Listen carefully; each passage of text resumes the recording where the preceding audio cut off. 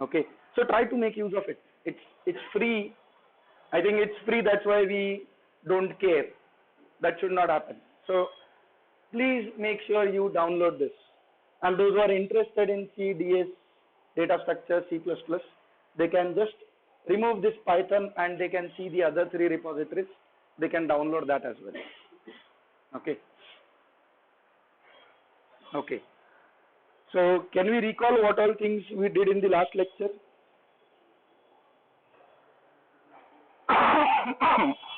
Okay, how many of you are coming today? Okay. Okay, so there are 4 or 5 of them who are coming today. Yeah. So what all things we saw in the last lecture? I think it was an overview of the course that we are going to go through. And then another thing that we did was the Hello World program. Okay. So can everyone recall the Hello World program? So those who came late, for them, these 2 directories in this are important. Okay. Make sure you at least have this. Others, if you don't have it, they will be created when we will be working on. Okay. So these 2 are important to have it. The simple hello universe.py that we did was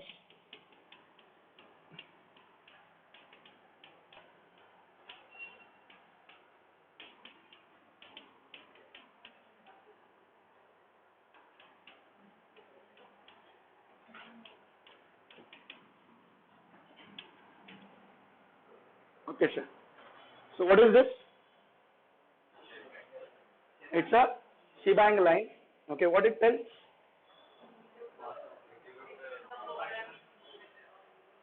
Yes. What it tells? It tells actually the command prompt, right? Every process has a command prompt running behind, which you might see, you might not see.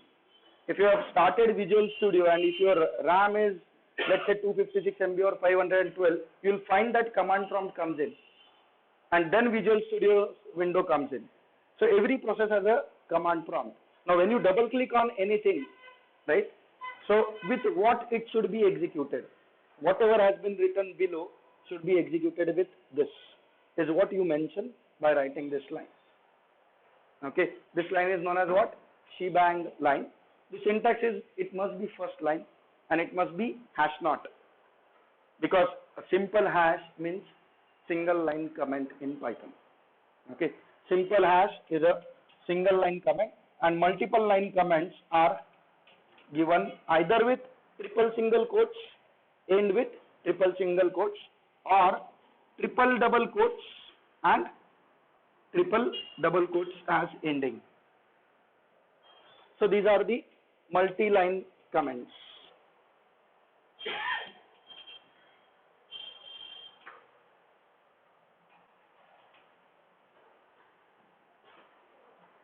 And then we saw that print is a built-in function. Okay, brackets are necessary when you are running it on 3.x. On 2.7 they are not necessary. So this will, it's a string literal, it's a constant string. So it just displays on the std out and you see the output. To make this as a self-executable, 2 things are necessary. This one and another one. What's the other one? chmod. You should make sure that it has a executable permission. Right? This is what we have seen in the last lecture. Okay. And then while concluding, I had asked you a question whether Python is interpreted or compiled. So most of us had answered that it is interpreted, but then I had just answered that it's both compiled as well as interpreted. And then someone has asked about PYC and PYO. Okay. So Python is compiled as well as interpreted. As everyone is aware that some of you are going to work on Mac, some of you are going to work on Linux, some of you are going to practice on Windows. So you see the same script you are going to write, but it's running on all the platforms, right? Without changing any code or without changing anything. So it's like a platform independent code, right? C program is not platform independent. You need to compile it again for different machines. Right? You need to again compile it. You will write it once, but then you have to compile it again. Here you don't do anything. Now, how this platform independentness is achieved? Same as Java. Java is also what? Platform independent. How it achieved? JVM, right? Everyone knows, or most of us knows, that Java actually runs on what? Java virtual machine. So whatever Java code we write, right? So it ends with .java, but when we do Java C space that respective .java, we get a .class file, which is a bytecode, right? And then which is interpreted by JVM for executing on actual machine. So this JVM or this virtual machine actually gives you the platform independentness. This virtual machine for Mac is written separately. For Windows, it's written separately, or at least compiled separately. Similarly, for Linux, it's compiled separately. Okay, so you don't have to worry. Whatever you run on JVM. JVM goes to actual machine. The way Java has JVM, Python has PVM. And what Android has?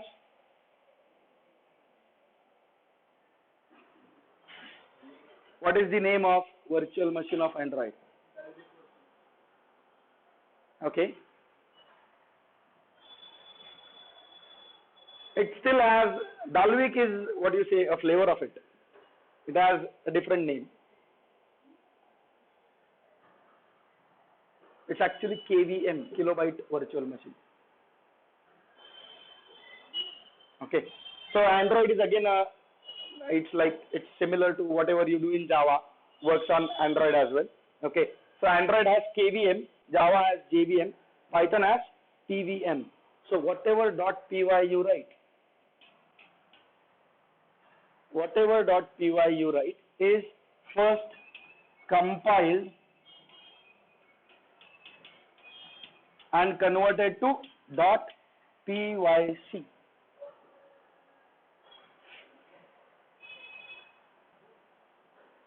And what is this PYC? This is bytecode.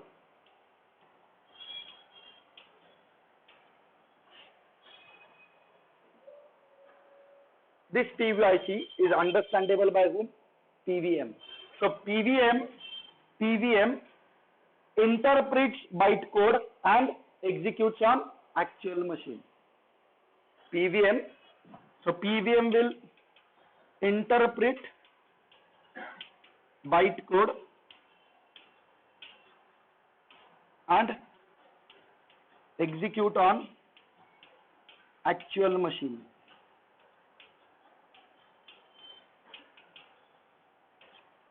Now there might be some questions that, sir, you are saying that .py is converted to PYC, but for this, where is that PYC? For this program, you see that there is no PYC file. In such programs, right? In such programs, or in case of programs which you are running like Python space, the script name, right? For them, PYC are created temporarily in a RAM, and they go out temporarily when that program completes. Now, have you imported it? Have you imported this program on Python prompt? You would see that PYC gets generated. We will see that later. Okay. For time being, just understand that the standalone scripts, yes, just shift inside.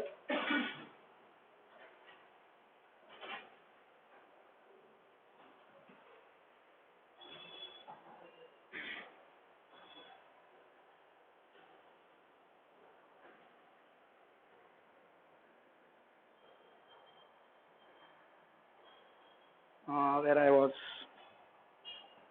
काय सांगितलं होतं मी? So for a standalone Python script which is not used as a importable module, right? PYCs are generated, but they are in the Python environment and they go when the process completes. Okay, so they will not be persisted on file system. So the way you will see py file, you will not see the pyc files. Okay. So are you understanding this? Now can you tell me what is compilation?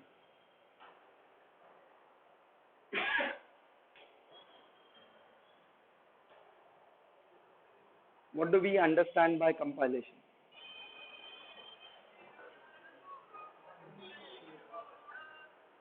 लेले 9:52 झाले, कुठे तू? मग ये की वर second फ्लोअरला आहे ना. अरे भरलाय वर्ग. हा बर बर बर. हा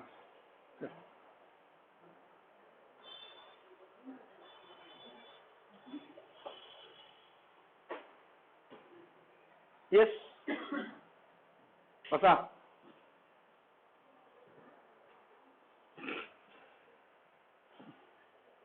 So those who are late today, right, for them, please be on time. Time is money and value it. And that shows actually your seriousness and your commitment to the course. So it's always good to be on time. It's fine that I know that it was raining heavily, but till our class was going to start, right, before an hour the rain had actually stopped. So please be on time. And these are very small things. I don't want to give any lecture on it, but these are very small things, because if you miss right first 10 minutes, there are great chances that you will miss the whole 2 hours lecture. That's why be on time. 5 minutes is still fine, but I don't prefer that also. On time has to be on time. See, if you want to go and meet your girlfriend, right, you will be there 15 minutes before. Right? That's the seriousness. So so it's not like that we cannot reach on time. So yeah, it's matter of priority, and try to learn to give priority to this thing, because at the end this is going to earn bread and butter for you. Okay? Yeah. Yeah, so my question was, what do we mean by compilation? What happens when I say a code is compiled? Okay, converts code to, yes, machine understandable code. Perfect. What it must be doing in that? What must be the phases it has to undergo to convert a human readable code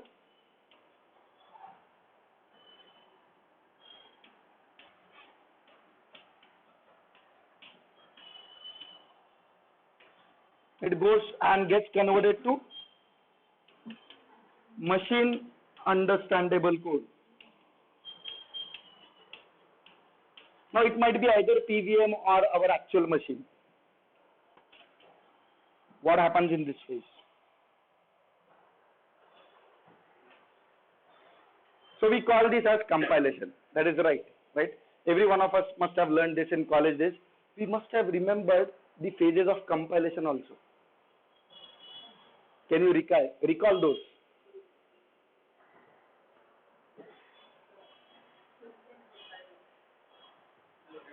toolchain शब्द घेतला तर माझ्या मते बाकीचे पळून जातील. Toolchain I don't think many people will understand.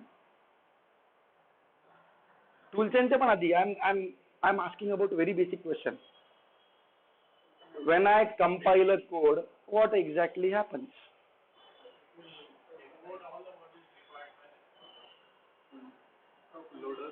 तू थांब जरा. तू कॉलेज मधला आहे आणि तू माझ्याकडनं या आधी शिकलेला आहे, त्यामुळे तू थांब जरा. Yes.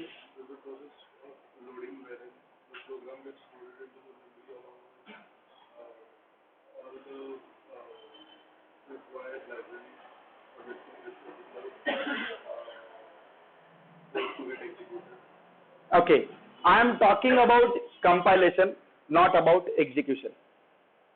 So when you are talking is what you are saying is next step of this. Once that is converted to machine understandable form, now I want to execute it. So at that time, then it will load the dependent libraries, it will load the program file into RAM, and then it will start executing, probably jumping to entry point function and starting it.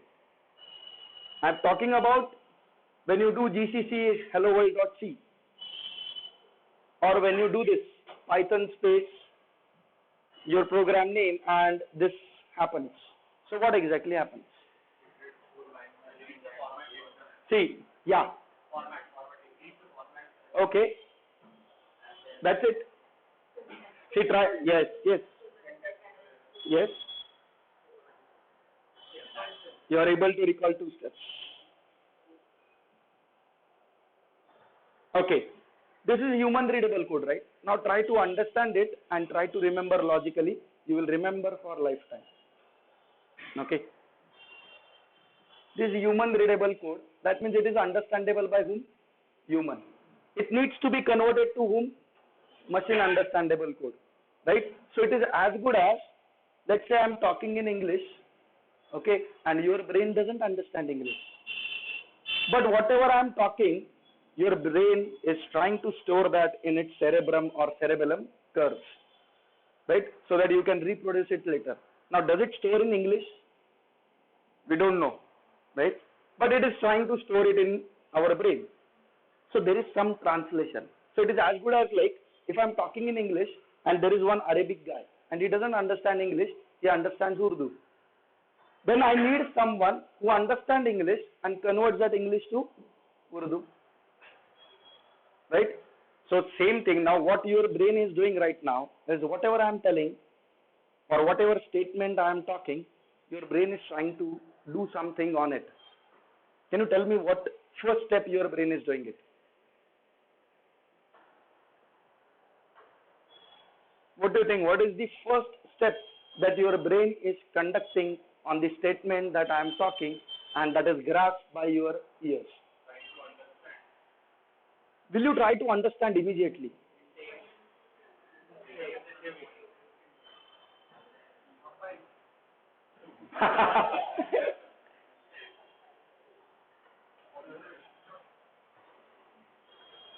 Now, if I by mistake utter a wrong word, right? What your brain does? Immediately peeps you, Master Sukla, right? So, what do you think?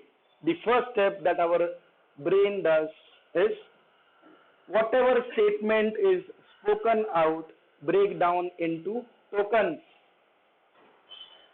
You find out meaning of words, right? Or you first break down into words, right? So the first step is what? Tokenization.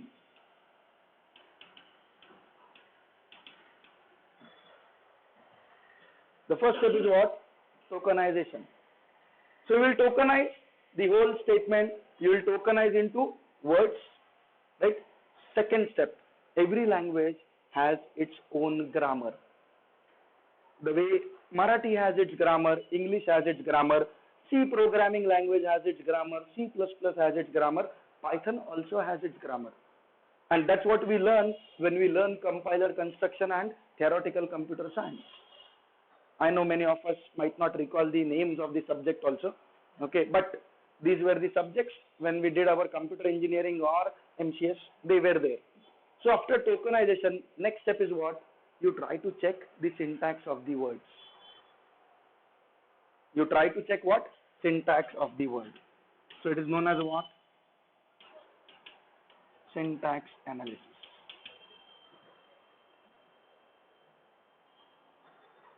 समझ रहे हैं? जो चीजें आप कर रहे हो वही मशीन कर रहा है. सिर्फ यही है कि हमारा वो पर्सपेक्टिव नहीं है कि हम उस एंगल से कभी इस कंसेप्ट को देखे नहीं, तो हमें पता नहीं कि हम भी वही कर रहे हैं. Tokenize, then do syntax analysis. It has to be syntactically correct, right? Now that's the difference, right? For machine, syntax analysis means the syntax rules must be followed or grammar rules must be followed. But for human, अगर मैं कोई गलत शब्द या कोई गलत वाक्य प्रचार यूज भी करता हूं So be your brain will try to adapt it or you will adjust it. That's not possible with machine. Okay. So syntax analysis, once these two steps are passed, right? So your program is syntactically correct. So जो statement master ने बोला है, that is syntactically a correct statement. Now you can do what? Find out the meaning, and that is known as semantic analysis.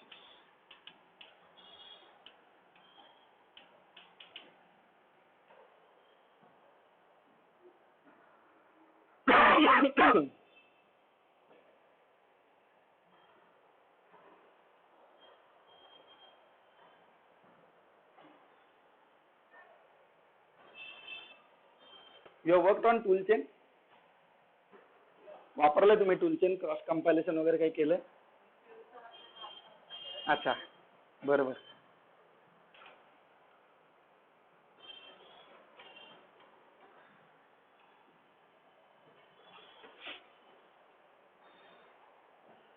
So tokenization, syntax analysis, semantic analysis. Okay. So Artha, you are now able to find out what meaning. What is next step? Try to store it in cerebrum. Try to store it in your curve. So after semantic analysis, now there are 3 steps which our brain performs over the revision. So now you understood it, you try to store it in your brain, you go back home, you try to read it again, you revise it, and there is a refinement to your understanding. There is a refinement to your understanding, and your brain then takes less amount of space to store the same concept. Okay. So after semantic analysis, it is intermediate code generation.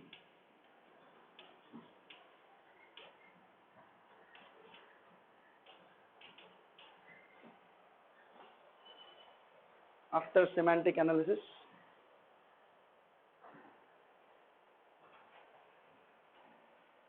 प्रसाद आठवतंय का स्मृती विभ्रंश झालाय? हा थोडे जर शब्द मला लक्षात राहतात. So you might find that I might pronounce them. Smriti Vibhrangsh is actually an Sanskrit word. So after intermediate code generation, you will try to remove what is not required. Like you will not remember he, she, it, the, and, right? You will not remember those words because they are like just helping to complete the sentence. Okay. So then you perform what is code optimization.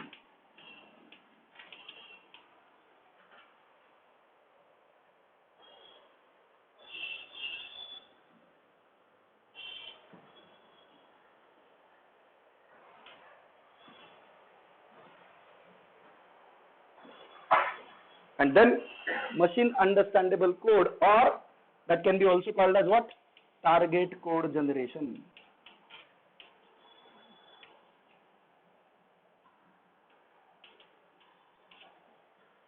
So if you see, these 3 steps are actually one step.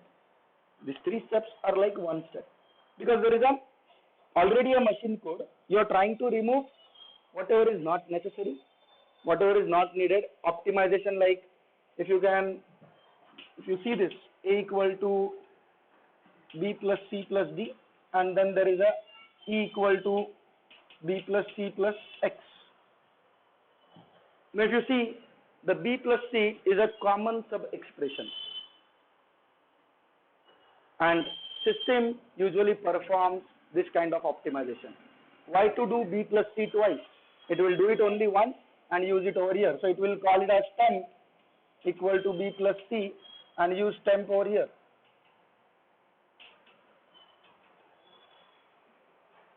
This is known as common sub-expression elimination. Okay, then similarly, you will find that there is a dead code. So something like by mistake you wrote if 1, okay, and you have written else. Now tell me, in lifetime of this program, will this else ever execute?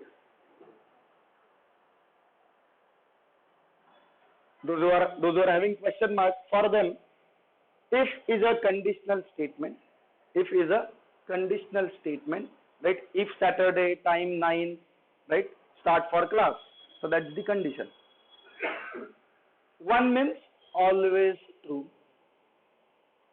One means always true. So it will never go in else.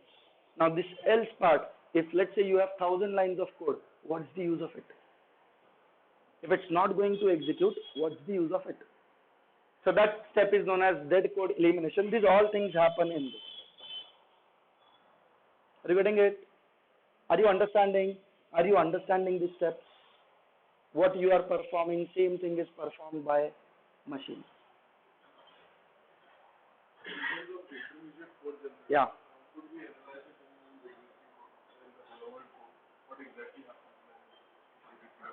Now, in case of hello world code, right? Now, when you wrote this hash not slash user slash bin python and print. Now, print actually translates to write system call. Print actually translates to write system call. So, write takes argument, the descriptor on which to write. Okay. Now, std out is 1. So, there will be one argument. Then, the string, whatever is your data. So, it might be an address of buffer. It might load it into a buffer, a temporary buffer, and size. So, number of bytes to print. Let's say hello universe has 12 bytes. Now, there, in case of hello universe code, right, there is nothing kind of optimization that will happen. Okay. So, your intermediate code will be actual target code. Okay. And it will be with write system call. Whatever you display is write. And whatever you read, whether you read with input or you read with scanf or you read with scene, right? Everything translates to read system call. Okay. बघूया ते पण बघूया नंतर. हे clear? Is this clear? So are you getting the phases of compilation? Tokenize, syntax analyze, semantic analyze, then intermediate code, code optimization, target code generation. Now what she said as a tool chain, right? Tool chain is nothing but set of compilers, linkers and loaders. So it comes as a bundle, okay, and that has everything. And one of the part is what? Compiler. Compiler is the first phase. Okay. So compilation is the first phase that will happen. And before that also, if we look at C program, it will be macro expansion. But in Python, there is nothing macro expansion. It will be these steps only.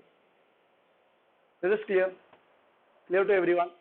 So then it will actually, in case of Python, these phases will happen. And this will be actually what? PVM understandable code. Or it will be what? Virtual machine understandable code.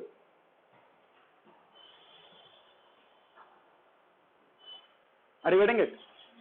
In case of Python. Okay. So make sure if you are writing virtual keyword, you write in brackets. In case of Python or Java.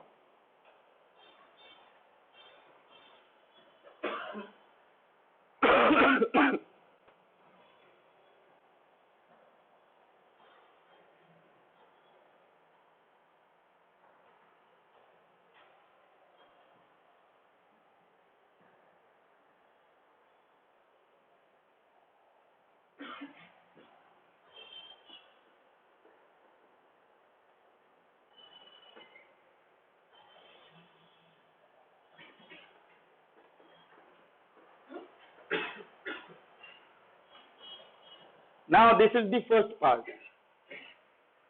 where your code was converted to what? PYC. Now your PVM is actually going to do what? Execute it actually, right? Now when PYC was generated, at that time your whole program was read and translated to PVM understandable form. Okay. Whenever your complete program is converted to machine understandable form, that type of code or that type of language is known as what? Compiled language. Because your compiled form, whatever your compiled form is present on a file system. Okay, there are two approaches. One is convert whole program into machine understandable form and store it in a file. What is another approach? Read one line, convert it, execute it. Read second line, convert it, execute it. Okay. So these are two approaches. Okay. So first approach, now Python takes both the approaches.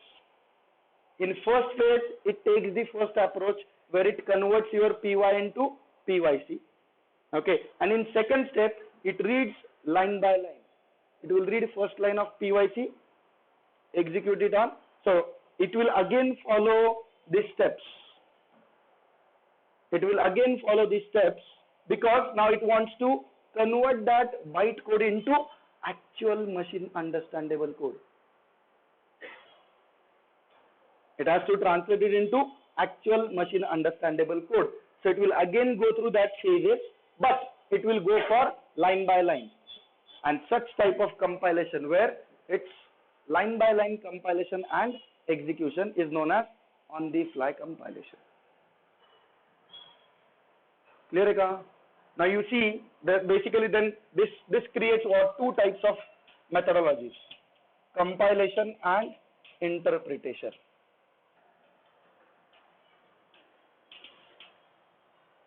Interpretation is also a compilation. The only difference is what? Compile one line, execute it. Compile second line, execute it. Whereas in compilation, convert whole program into machine understandable form, and then whenever you want it, execute it. Now, what are the advantages or disadvantages you think? What do you see? Which one is better? PYC is already compiled and then only create the PYC. Yes.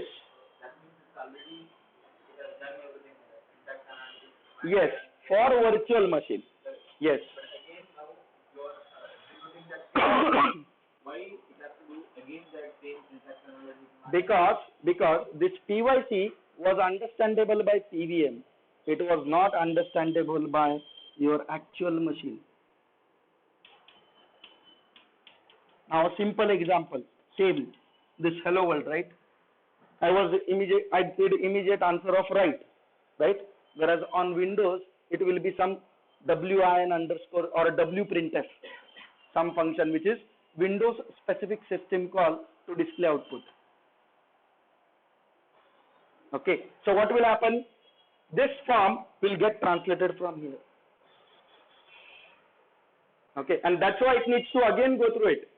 This is something what you did was understandable for PVM. Now from PVM there is another path to actual machine. So then you might argue that, or you might say that, so if these phases are happening twice, then it means that the programs are slow. Yes. Yes. On performance front, they are going to be slow. That's why C is the only faster language in the world.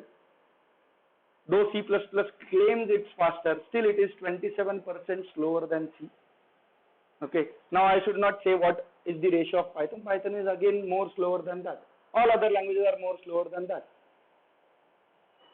Okay. Because these phases are happening twice and they have to, because you are getting flexibility of what? Write once, run everywhere. You're going to write it only once and you're going to run it everywhere. C doesn't give you that flexibility. If you want to run it everywhere, he will say that go on that machine, have a compiler, compile it and then run it. Is this clear? Are you getting it? Everyone? Is this clear? Now I hope you will remember these phases. Okay, there is no benefit of it. But if you remember logically, you will remember it. And that's what we are doing. If you try to just map it to our thinking, you will find that this is what I am also doing. I already know the grammar of English. That's why I am able to do the syntax analysis. If I don't know, I will not be able to do. So if one of our friend, if he's weak in English, right? What happens? We always prompt him. So why? Because we have already that grammar in our brain. So same applies over here also. Every language has its own grammar. Okay. How many of you have read Dennis Ritchie in their college days? Just raise your hand. How many of you had read Dennis Ritchie? KNRC. But how many of you had C language in your curriculum? Okay. So almost everyone, right? Everyone had. I hope everyone knows Dennis Ritchie. And everyone knows that there is a book from Dennis Ritchie, KNRC. Okay. Now where you stopped, right? After that, this was actually explained. Did you went through the appendix part? Appendix A and appendix B. This is what happens. So whenever, remember one thing, whenever you feel that you should not read from this line or from this page of a reference book, you should remember that ki त्याच्या पुढेच, after that only there is actual main stuff. And that's the power of reference book. People leave Dennis Ritchie at a point, it's a 272 pages book. Okay. People will leave somewhere around, those who are very enthusiastic, they will leave it somewhere around 200. Okay. And after that only you will find this all stuff explained. They have actually explained the grammar of C. Okay. And for you people, you should remember that the point you think that ki yacha pude nahi वाचायचं, that will always come for interview. Okay. Then you will read it. So you will not skip it. So what do you think? Which one is beneficial? Or if you try to compare them, you will find that everyone has its advantages. The advantages of compilation is what? The advantages of compilation is what? If your code is compiled, right, you know that it is syntactically correct. It is syntactically correct. In case of interpretation, let's say I write 1,000 lines of code. For example, a PHP code. Right? PHP is a pure interpreted language. So I write 1,000 lines of code and I did some syntax error on 999 lines. What will happen?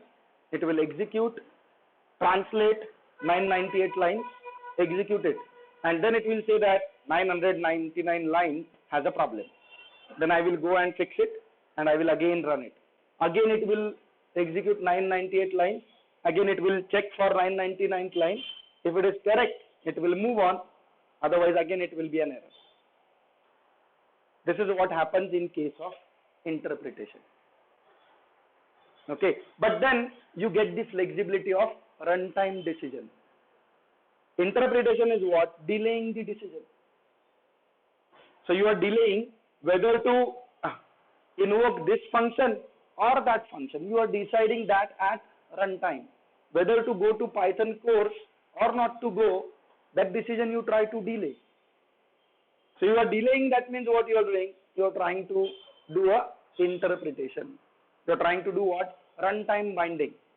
For example, see, if you are walking on a road, if you already know if some bike is going to come, you will pause it before. But if you are not aware, the response will be different. And that is the capability of, or that is because you are, or humans are what? They are runtime polymorphic. They take decisions at runtime. Okay. So interpretation gives you that flexibility. You must have heard about an example of a shape class, shape pointer pointing to circle, and then shape object pointing to rectangle. And if you invoke draw method, whose draw should be invoked? Circle or rectangle? So if I am pointing to circle, whose draw should be invoked? Circles. If I am pointing to rectangle, whose draw should be invoked? Rectangles. Now this is possible at runtime because I am going to point to them at runtime. So that's the flexibility that interpretation provides. Or some more example. Let's say we decide to do a XML parsing in Python.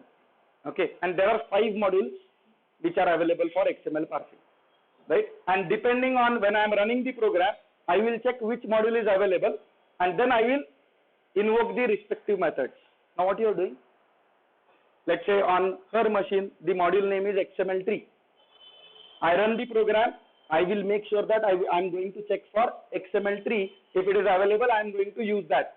I will invoke the methods of that. On his machine, let's say it is Minidome. So I need to, at runtime, while executing, I need to decide which one to go. That is possible in interpretation. So what Python, Java did, they combined the benefits of both. The advantage of compilation is what? Syntax analysis. The most important advantage. If your program is compiled, you are through.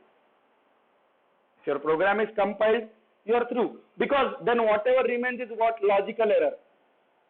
They are not going to be a syntax error, that colon missing. You are not going to go and fix it. Or you are not going to get it after 10 lines of execution. You will get it upfront. Are you getting it? Everyone, right? So is this clear? So Python combines the advantages of both compilation as well as interpretation, same as Java. And that's why Python programs are compiled as well as interpreted. Clear to everyone? So you'll find that there is actually a nice diagram in the introduction presentation about this, which again explains the same stuff. Clear to everyone? Any question on this? Any question on this? So there are some things which will come later on. We will take those later. Like after this, when you actually load your program. So there are few more things which will come in, which we will see later when we move on. Till now, whatever I have explained, is this clear? Yeah. Sir, when we do interpretation for every line, Yes. So it will, see, right now you people, what you are doing is interpretation. You are listening to my line, breaking that line into words, that is token, then finding out the meaning, then intermediate code, storing it in your brain. Okay, that is interpretation. Now you go home, you revise it. And let's say I announce that there is an exam tomorrow and it's not an open book test. So what you will try to do? Try to store everything in Cerebrum. Because it's not an open book test. Now whatever you are trying to do to store in Cerebrum is what? Compiled form. That's the compilation. Is that clear? Clear to everyone? Clear? Last bench? Yeah. Any question on this? When we say a programming language is slow, is it just the compilation that is slow or the execution? Now when you have a polymorphic language which takes decisions at runtime, right, then there is an impact on execution also. Okay. If you go to C++, if you see it as a templates or generic programming. Now that generic program is a compilation process. So your program will take time to compile, but at execution it's going to be still faster. Okay. So compilation time, it can be more, but that doesn't mean that your runtime will be more. Runtime depends on whether you are interpreted and how you are taking the decisions. one more thing is, normally we have three fingers. Remember that .py file we have. .py. Yes. So while you executing it compiles it and then it executes everything, right?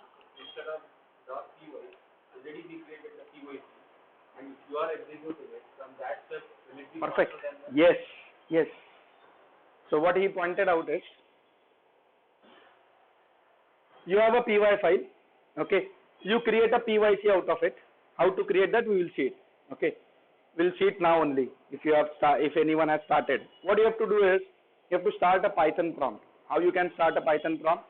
Either through idle or on Windows in the directory in which you have python.exe.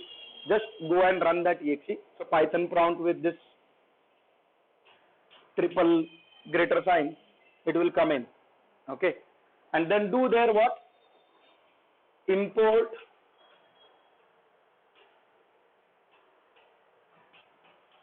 hello_universe.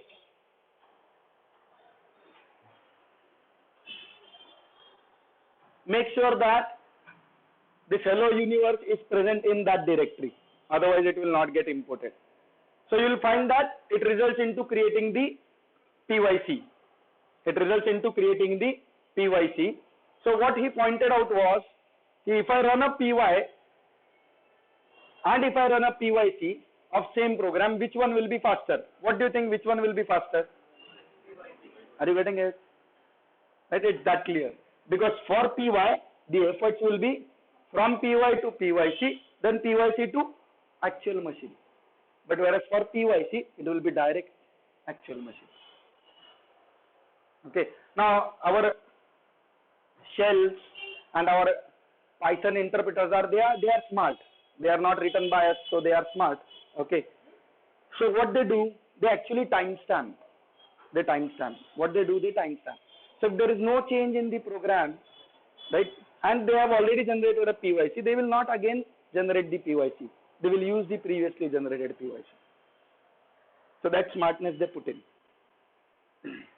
Or if you have seen CMake list or make files, there also you will find that when we compile a source code, right, which has, let's say, some 300, 400 files.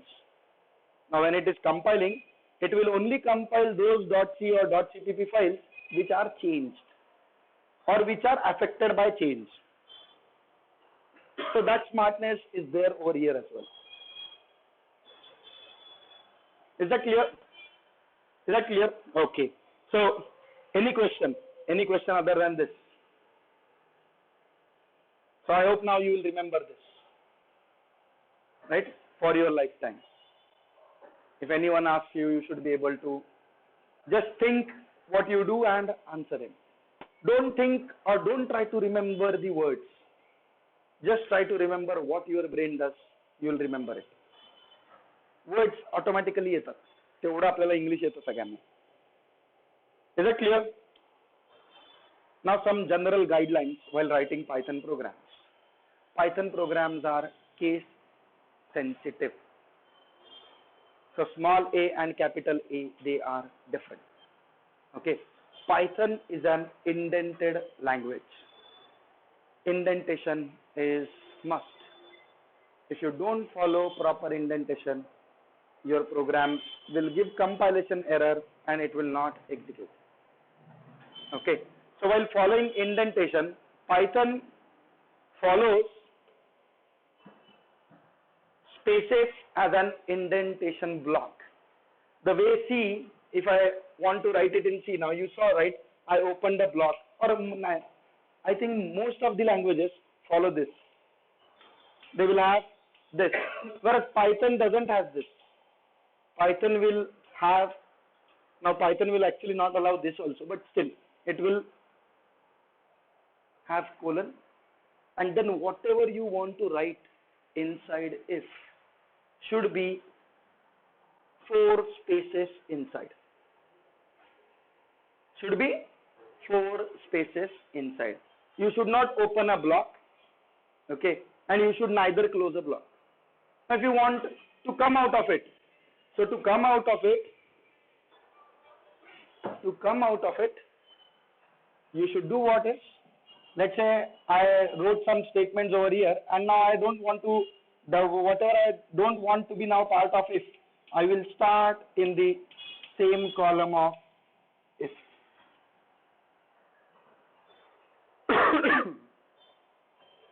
I will start in the same column of I. That means this statement is not part of if. This statement is not part of if. Whatever is inside is part of if. Okay. 4 spaces is a de facto standard. 4 spaces is a de facto standard. Okay. People follow 8 spaces or people give tab. Okay. So those who are going to use Vim editor, right, they should do this. Set expand tab and set tab stop equal to 4. You can put this in .vimrc file in your home folder, so it will by default take it. Others should make sure that they explicitly give spaces or tabs are expanded to spaces. And if you are having tab as 8 space, make sure whole program has tab as 8 space. म्हणजे एका ठिकाणी 8, some lines have 8, some lines have 4, some lines have 2, that will not work. Okay. In Python, the scope, right, the block scope is not defined by these brackets. It's not defined by this bracket. So if I want to, let's say, I greater than 1, print I is greater. Now I wanted this print statement to be part of if. So if this to be part of if, that should be written 4 spaces inside the column of I. Okay, 4 spaces inside the column of I. Dot vim rc. और तुमच्याकडे जर का already Bash profile किंवा Bash RC नावाची file असेल त्याच्यामध्ये पण शेवटी टाकलं तरी चालेल.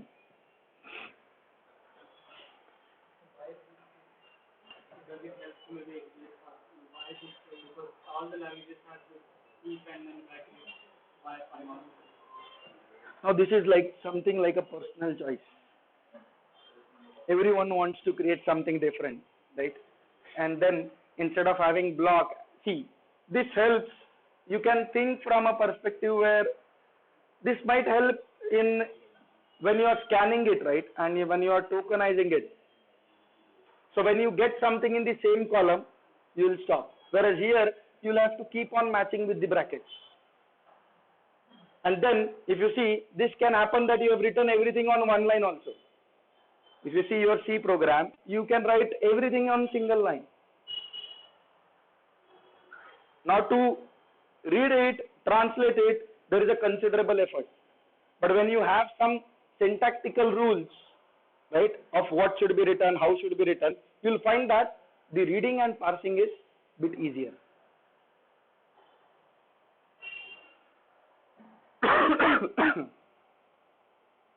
So is this clear? So 4 spaces, it should be inside. Okay. So I've already said you can go for Notepad++, those who are on Windows. On Linux, you should go for Vim. And you can install PyCharm, but I would advise you to be install that PyCharm a month later. Okay. Because PyCharm will then have an auto completion feature. So first your brain gets developed, or it understands what arguments the function take, and then you take help of PyCharm. That is fine. Okay. PyCharm you can download community edition. It's free and it's widely popular IDE for Python. Okay. So then there are some tools which are used to check this, whether you are following the proper guidelines or what Python says that indentations are proper or not. So there are some utilities, Pipet, Pylint.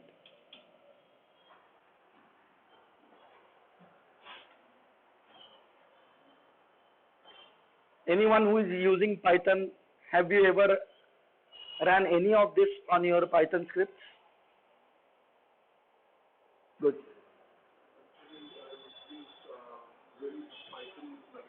Okay. It automatically checks them. Yeah. You can actually configure that. So those who haven't used it, right, you'll find that your client might say, or your client will come up with a requirement that the scripts that you write, they should be either Pipet compliant or Pylint compliant. Now you might ask me how to install them. Okay, there are various ways. Python modules that should be installed, or we can install any Python module through a simple command.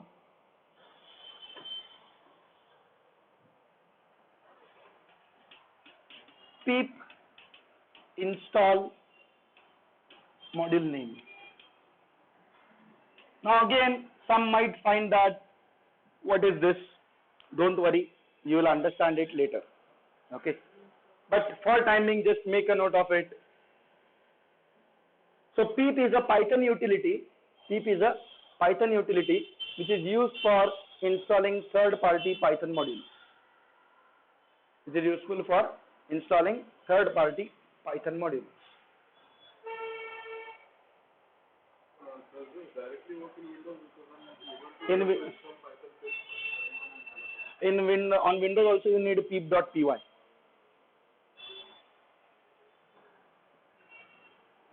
On Ubuntu, you will find that PEEP usually now comes default. Mostly it comes default. If it's not there, then you will have to install it. Because with 16.4, it's by default there. Now Python is like a default package. So you'll find that at least on Linux, if you are setting up a Linux machine, Python will be already there. Python 2.7 will be already there. Windows वालन तो जरा they have a special attitude. Okay. So on Windows this works, but then you need to download the peep.py and then use it. So command line utilities are well or better understood on Linux environment because it's the operating system is based on the command line environment. And usually most of the developers don't like it.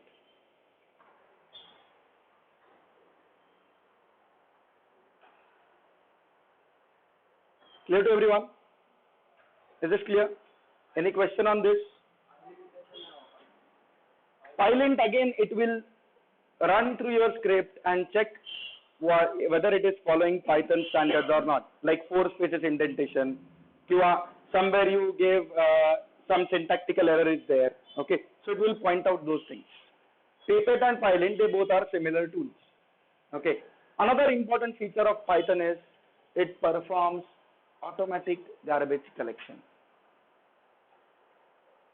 It performs automatic garbage collection.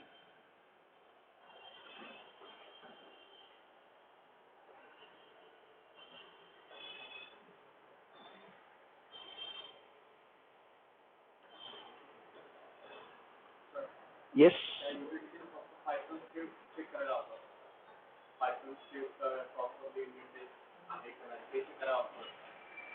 Yes. These, and actually you can define your own standard. So just I said that 4 spaces, right? Your client might want 8 spaces.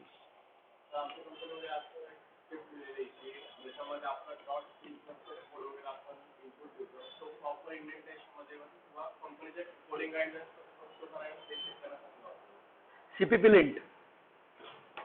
There is a utility known as CPP lint which is used for C++. You can configure your CPP lint the way you want it. Similarly, Pylint, you can configure it the way you want it. So these come with some by default configurations and you can change them the way you want it. So तुमच्या इथे तेच आहे की तुमचं standards define केले असतील आणि मग त्याप्रमाणे त्यांनी त्याची कॉन्फिग फाईल लिहिली असेल and then your CPP lint must be using that and running it on your CPP source. So Python performs automatic garbage collection. Okay. Now to understand automatic garbage collection, before that we need to understand what is the data model of Python, and that is the most important stuff when we consider the basics of Python.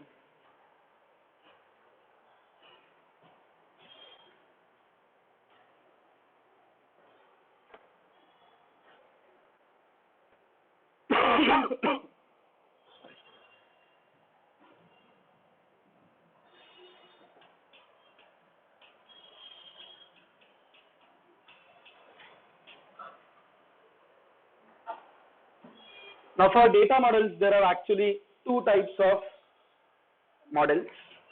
One is a value model and another one is a reference model.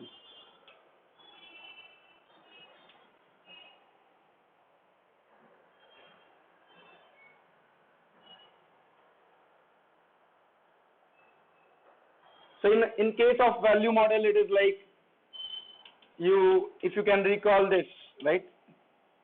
If you create int a equal to 10, right? So you have a and you have a memory actually allocated. You name it as a and it has value 10.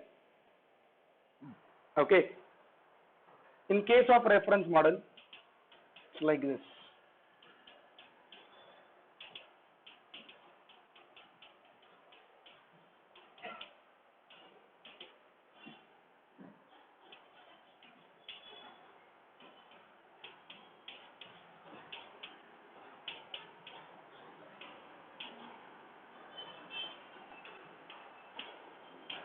Now first we are trying to understand the two models and then we will see what Python follows. So there are two ways. One is a value model where you rely on what? R value of the variable. You rely on what? R value of the variable. Okay. And there is another model where you rely on what? L value of the variable. Now we need to understand what is R value and L value. So it again goes back to basics of C, where actually these terms come from. Okay. R value is a right hand side value, L value is a left hand side value. It's that simple. On right hand side you see it's 10. So 10 is what? R value. On left hand side you see A. A is name. Actually A is having what? A memory. And what is that? An address. Okay. So an address is what? L value. So whenever you are trying to assign something to something, right? So what you write on left hand side should be a memory location on which that data will be written. So that value which comes on left hand side of assignment is known as what? L value. Or it must be what? A memory location. Or a memory location is a L value and R value is what? A value at that location. Okay. Now here you will see that L value is this and here you see R value is this. Now in case of reference model you will find one difference. Here R value is an actual value. Here if you see R value is an actual value. Here you see R value is an actually L value of somebody. समजतंय का? मला माहिती आहे तुम्हाला pointer star दिसले की आपले star चमकतात, right? Here if you see, this is what? L value. This is what? R value. With reference to this PTR variable, you will find that it is having memory location and it is having some value, right? Its memory location is what? L value. And its R value is what? The value that it is holding. What is that? 1024, right? What is that 1024? Memory location of some another variable. So actually this R value is L value of A.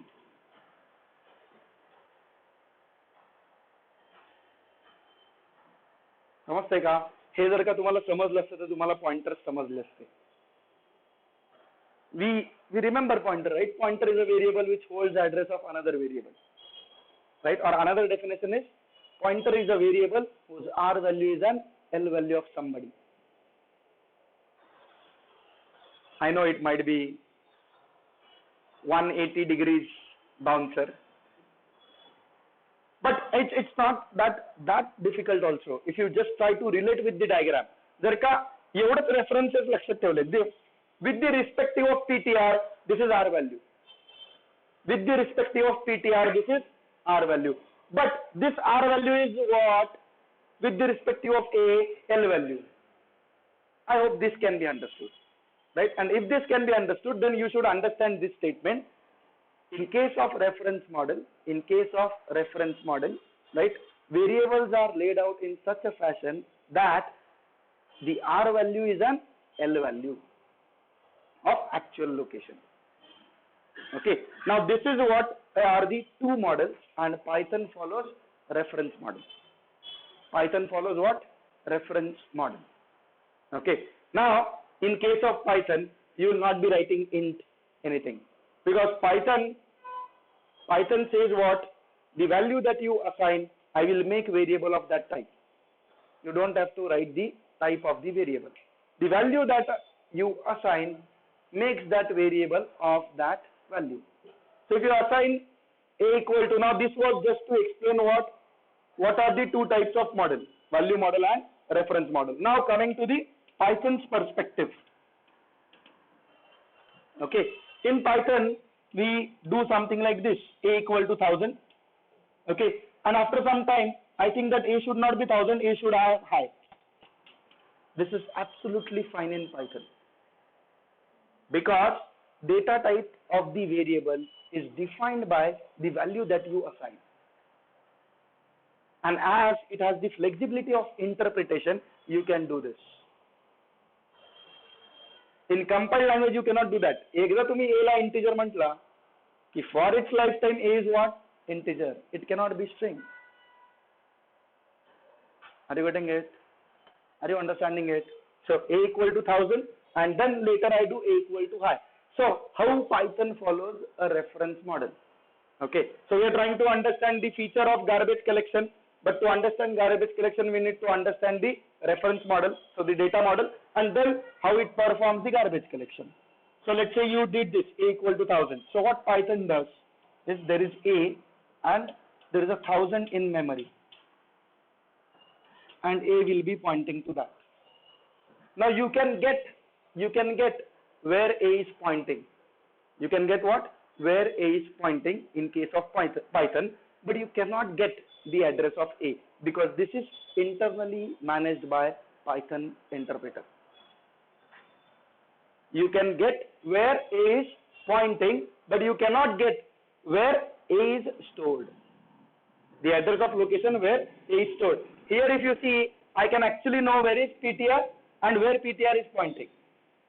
Okay, so this a or this PTR location is abstracted by Python from us. Okay, so you can start your laptops.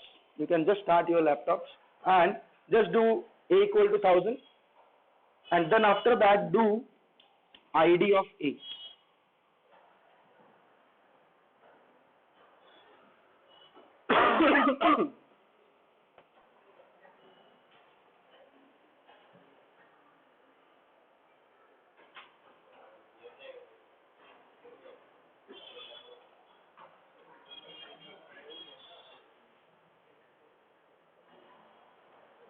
You can do it on mobile also. There is a PyDroid application available on mobile. You can download them, and these small things can be done on. You can just go to App Store and search it. No need to remember the name of the application also. Just go to App Store and type Python. You will see that Q4 or Q3 PyDroid, that symbol comes of Python, and you will see that.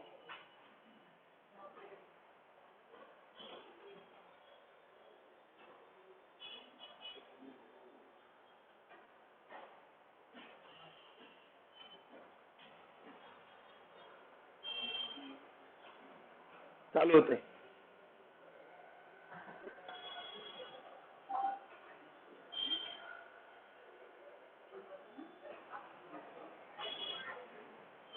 So you able to do it? So can you see ID of a? It must be some integer, right? Some big integer value. And then do this a equal to high, and then again do ID of a.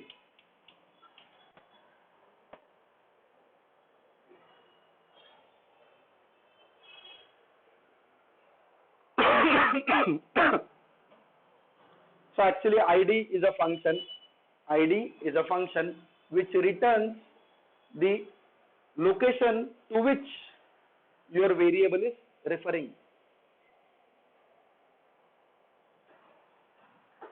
What is happening? You started Python prompt? So you start Python prompt. You can do it on Mac also. Go to terminal. This is your Python prompt. Command L. Okay, and then here do a equal to 1000. Okay, and then do ID of a. Okay. Python prompt चालू करा ना. Don't do it as a script. Start Python prompt. आता python.exe चालू कर तिथले. Do dir. Start, enter. Yes, this is Python interpreter prompt. Do a equal to 1000 and then do enter ID of a. That's good. Type of a. Type of a. नंतर नाही type of a same नाही. Location of it. Yes, it will give you the location to which A is pointing. You cannot get what is the address of A. So that management has been abstracted by Python from us. The value is changed, the location is also changed. Yes. So we'll see that. We are going to see the impact. See, you can do it on mobile also. Those who have it, right, you can do it on mobile also. So nothing stops you from not doing it. So just change the value and try to see what is the ID.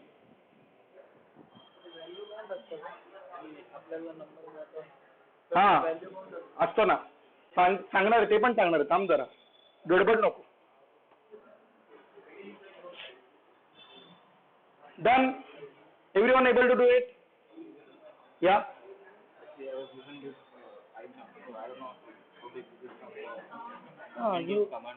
Yeah, so you went there, right?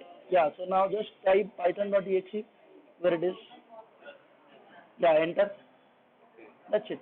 That's the Python interpreter prompt. Just do that. A equal to 1000. A equal to 1000 and then ID of A. Okay. Now, those who have already done, right, do this. A equal to 1000, ID of A. Okay. B equal to 1000, ID of B. Okay. Then, this is one. Then second set is A equal to 1000, ID of A, B equal to A, ID of B.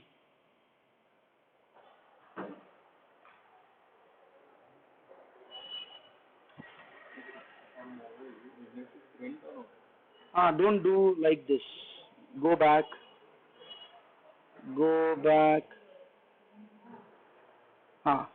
Do here.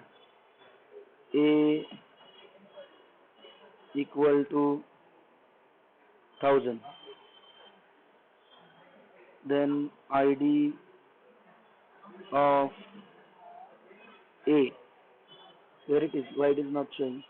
Console.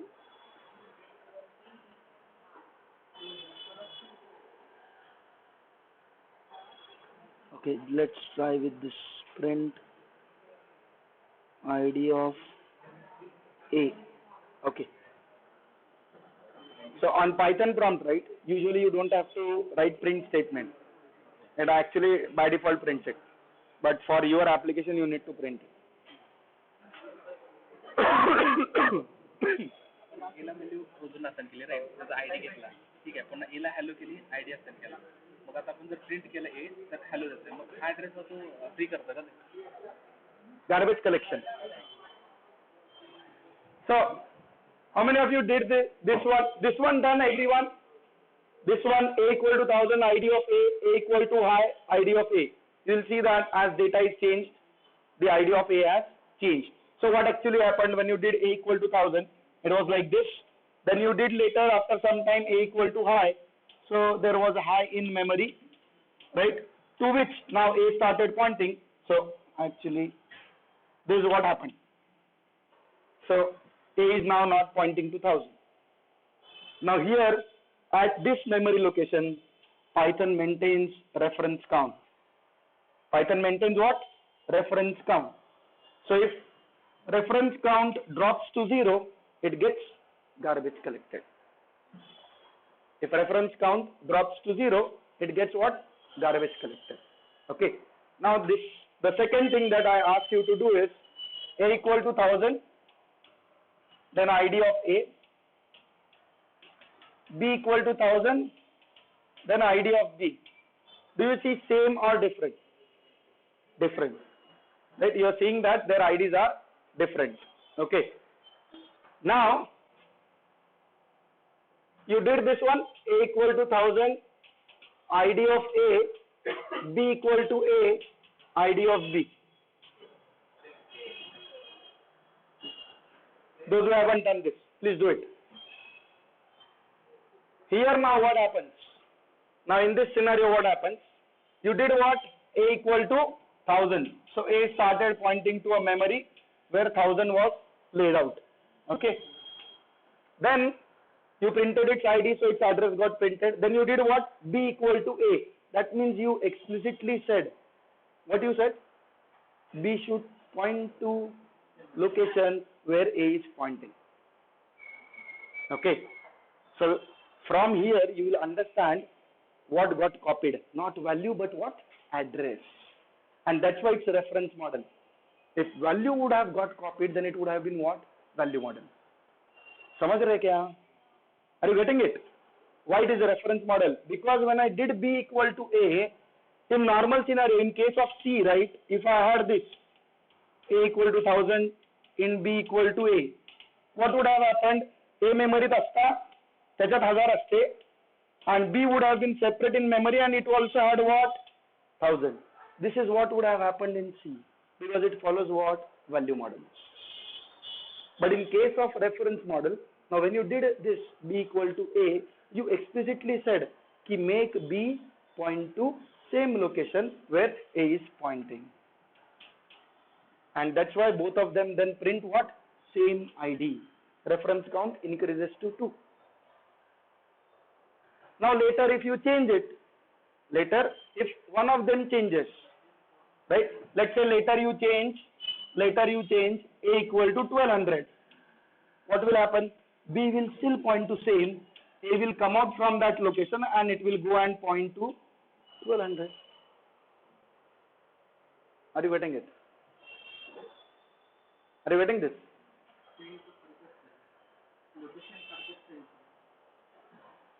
You are doing for what value?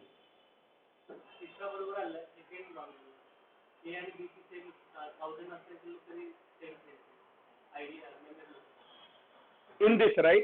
It should print. That's what the reference model is. No, in this it should not print. You did what? A equal to 1000 and then B equal to 1000, or what you did? A equal to 1000, then print ID of A. Yeah. Then B equal to 1000.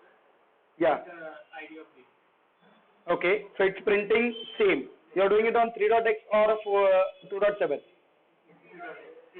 Okay. You're doing it on? Okay. So how many of you are doing on 2.7? Okay. So on 2.7, you must have observed what? Their IDs are coming different. Okay. On 2.7, actually, there are, so these, we are talking with respect to digits. Okay. So some digits are by default laid out in memory. On 2.7, that range is -5 to 256.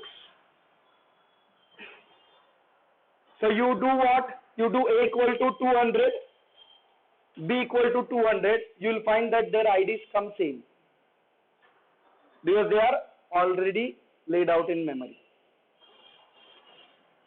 Because they are already laid out in memory. Are you getting it? That's why their IDs will come same. But from a reference model perspective, we need to understand one thing is what? When you do this kind of assignment, both will refer to same location. Both will refer to same location unless and until one of them is changed, right? The changed one will point to another location.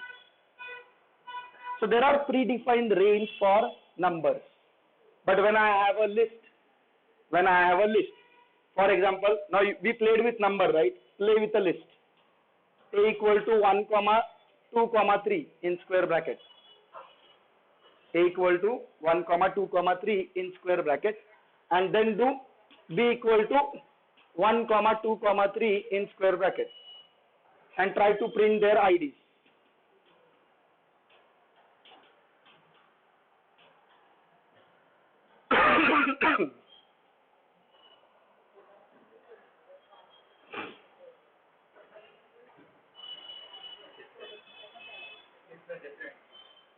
Is that clear? And now, instead of creating B like this, do B equal to A.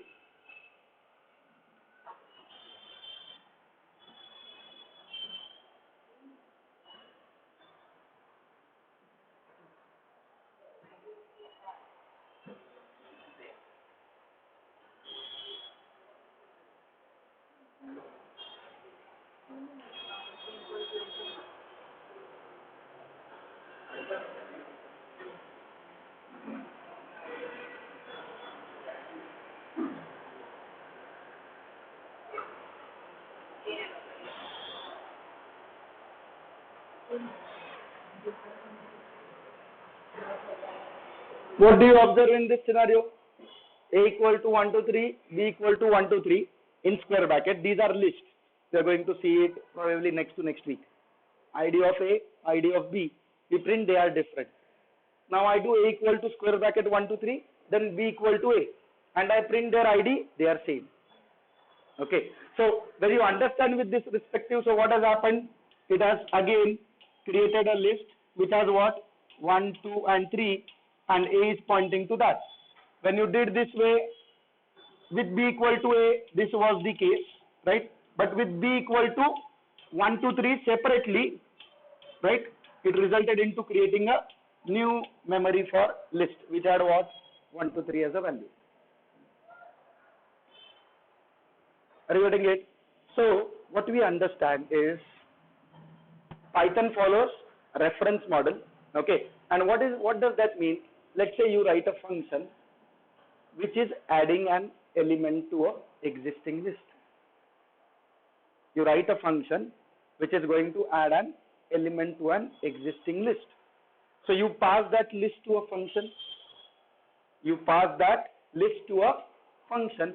So now as you are passing that list to a function, it's going to get passed by a reference. So if you change the list, you are changing what? Original one. We are going to do this function later. Okay. We are going to write our own stack. When we write our own stack, we are going to play with list. The point to understand is what? The difference between value model and reference model. In case of value model, it's always R value which goes. And in case of reference model, it is always what? L value. And reference model is nothing but what? Pointer. Reference model is nothing but what? Pointer. Is that clear? Clear to everyone? And Python performs what? Automatic garbage collection with. So that garbage collection technique is what? With reference count mechanism. So whenever you refer to a memory location, the reference count will get increased by 1. Okay. And when reference count drops to 0, that memory will be automatically garbage collected. Now you might argue or you might ask, in Java we can actually tell the garbage collector thread to start. We can just request it to start. In Python there is no such way where you can tell the garbage collector thread to start. It will automatically manage. कोणी वापरले का Java? System.gc. So there you can request, whereas there is no such request that you can do in Python. Clear? Clear to everyone? Is data model clear to everyone? Okay. Yeah. Good. So normally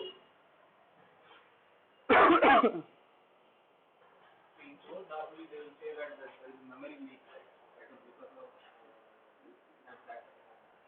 So memory leak is something where you allocated a memory, but now there is no one referring to that memory. So you created this. Okay, now A and B started pointing to different locations. So this reference count dropped to 0. This is memory leak. If it is not collected, this is garbage. If it is not collected, it's still a leaking memory.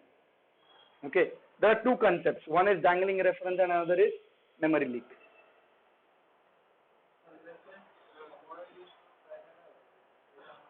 The advantage of reference model is what? You don't have to create that memory again and again. Just think of value model. If you are passing a student object, okay, to insert function. You are passing a student object to insert function, and in insert function, so you are taking that student object as an argument. Now, if it is a value model, everything that is there in your student object should be again allocated to the argument to a function. Whereas in case of reference model, it's just setting it another variable to point to the same location. Are you getting it? Are you understanding it? You will see few of the concepts will get clear when we write programs. Okay. I think we should start by tomorrow. Okay. So So don't worry if you are not getting something, they will be clear over the period of time. Okay. So any doubt on this side? At least at a conceptual level, is it clear what is data model, what is reference model, so value model and a reference model. So C actually has both, value as well as reference. Value by default, reference with the help of pointer. Python by default, reference model. Value model for primitive types. For primitive types, it follows value model. In Thriodex, they follow everywhere reference model. Okay, clear to everyone? Any question on this? Okay, so in tomorrow's lecture, we'll start with data types. We'll start with the primitive data types. Okay, so one of them I have already introduced, that is integer. Okay, we'll try to understand string. Python string is quite interesting stuff. Okay, so the memory layout of Python string is very interesting. So we'll see that thing, then we'll play with it. We'll play with some string functions. Okay, and we'll then, after understanding data types, we'll go to operators. We'll try to understand the operators like arithmetic, relational, logical, bitwise. HR, आपण सगळ्या languages मध्ये शिकतो. But then there are two more which Python has added, membership and identity. So we'll see those operators. Then we will see how to write functions. So probably tomorrow, let's see how much we can get in. So we'll try to get into programming stuff at earliest so that I can give you assignments and you can start programming. Okay. So we'll take attendance and then we will stop.